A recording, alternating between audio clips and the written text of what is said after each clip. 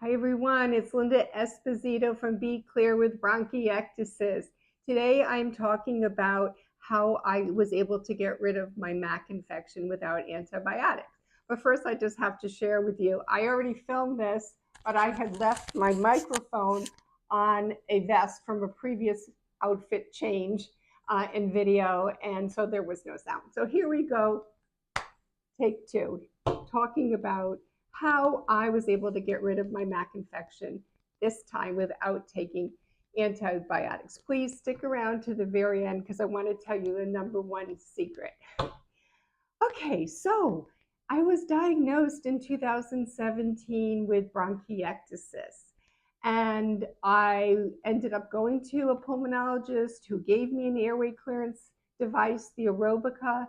I came home, I used it for several weeks, and I got rid of that chronic cough, which was really the reason I went to him and thought that was the issue.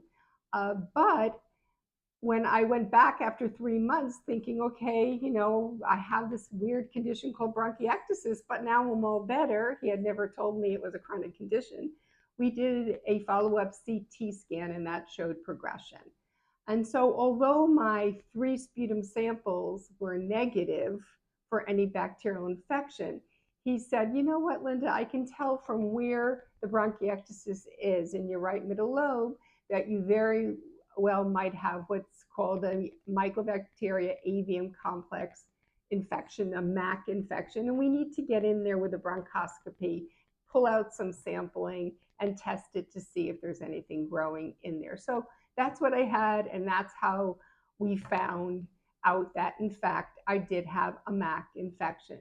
Clearly, it was very upsetting. It's not what I knew anything about. I was a health coach for over 15 years at that point, and it was quite shocking to have not only bronchiectasis, but also a MAC infection. But after I had my own private pity party, I said to myself, okay, Linda, it's time for you to become your own client and see what you can do to perhaps clear this infection. I understood there was a possibility of having to take antibiotics for at least a year, and I was open to that. But I really wasn't symptomatic. I had very few symptoms. I would say my biggest symptom was if I didn't do airway clearance or exercise in the afternoon, I often got a little low-grade temperature and just felt like I was coming down with something.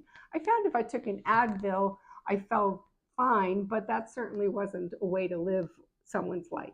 So what I did is I experimented with lots of different things, and I took notes that ended up in a book called the Be Clear Method. It's a 7-step method to living well with bronchiectasis.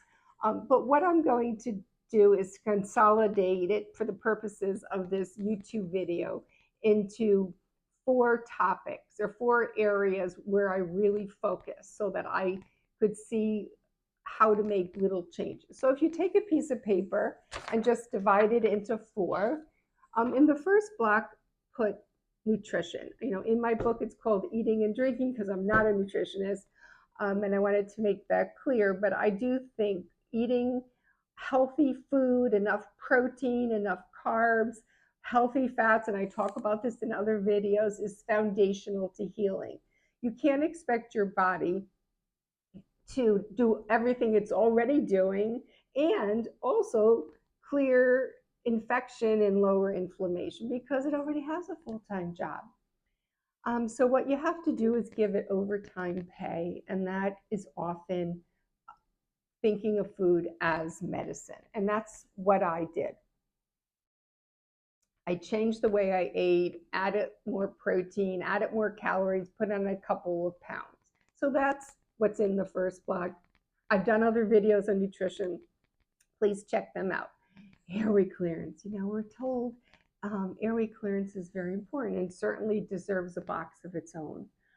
It seems very foreign to us, this airway clearance. So I think what we do is we tend to think about it as the thing to do. And it is the thing to do, but there are these other things you got to do along with it. But certainly it's very important. It's important if you can meet with a respiratory therapist who can show you proper technique. Unfortunately, we're told over and over, airway clearance, airway clearance, airway clearance, and then we don't have any education with a professional. So I have lots of videos on airway clearance.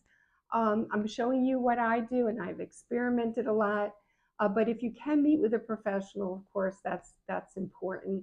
And doing airway clearance, I mean, at the time when I did get rid of the MAC infection, I was doing airway clearance twice a day. At one point, I was doing it once a day with exercise, but when there was progression, and that was really during COVID, I hadn't seen my doctor in 18 months and came back to New York. I had been staying out in California. We did another CT, and there was progression. She talked about the drugs, taking them. She had right along standard protocol, but I said to her, you know what, give me 6 months. Let me just see if I can clear this on my own. I just need another 6 months. So made some changes with airway clearance. Like I said, nutrition also made changes, exercise. I started to think of exercise as not just about strengthening muscles. I mean, I've always enjoyed doing strength training, even more so than cardio. And so I did focus more on cardio, but also movement. You know, moving throughout the day is important. Not to be exercising first thing in the morning and then, okay, now I can sit in front of my computer for the rest of the day and write my chapters in my book. No. Specialists say over and over, challenge those lungs, keep moving, and that is what I did. Certainly, I can show you some movement routines I do for stretching and strengthening during a one-on-one consultation. I often do that. Then the fourth box is one that people ignore. I don't know if they ignore it because they feel it's not important, they feel they can't do it, they're not interested, but it is stress management. Let me say, all of us have stress in our lives. And some stress is good. It gets you out of bed in the morning. Oh, I got to do this, this, and that. But if you are living in a world of anxiety and perhaps some depression, and you're not taking any steps to pick yourself up, then it's going to be hard to heal because you're flooding your body with stress hormones, which does not create a healing environment.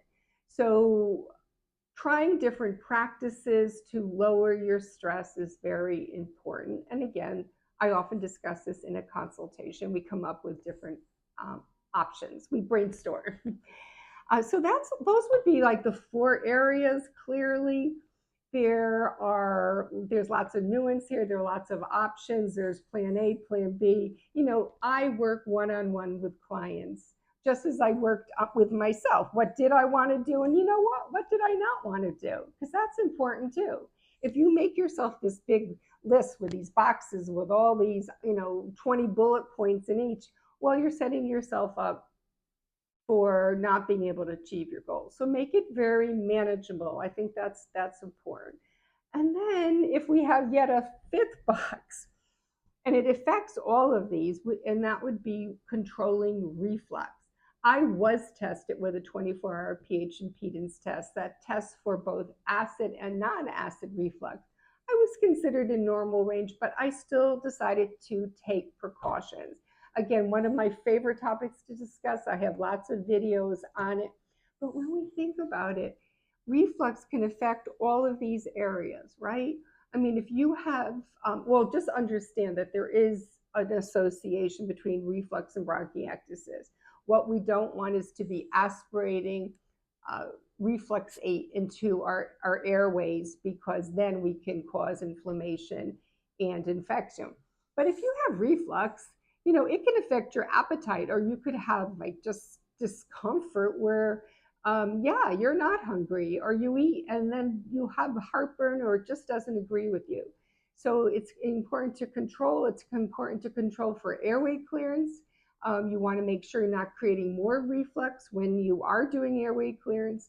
Exercise, there are certain practices I suggest to control for reflux while exercising. And, with it, talk about stress, it's sort of bi-directional in a sense, where the stress itself can cause reflux, and not only the other way around. So thinking about this, writing the book, or thinking about all of the concepts in this book and doing the work is what made a difference in my life, in being able this time to get rid of MAC naturally without antibiotics. But as I said, I am open to antibiotics. There's a possibility that I will have a MAC infection in the future. There's always that vulnerability. And I think this is an important discussion for all of us to have with our medical team.